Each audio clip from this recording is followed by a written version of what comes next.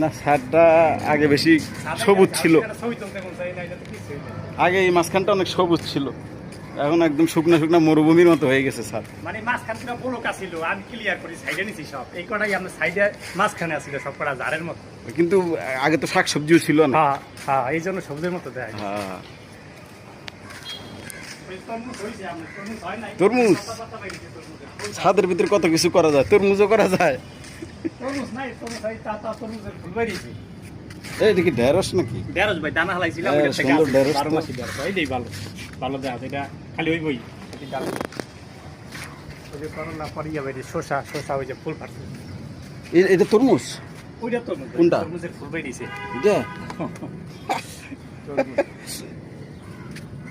এই জায়গাটা সুন্দর হয়েছে, মাচা টাচা দিয়ে করছেন। পুরা লোড হইলে নতুন গাছ লাগাবো, আপনার এই ভালো কিছু গাছ আইতেছে।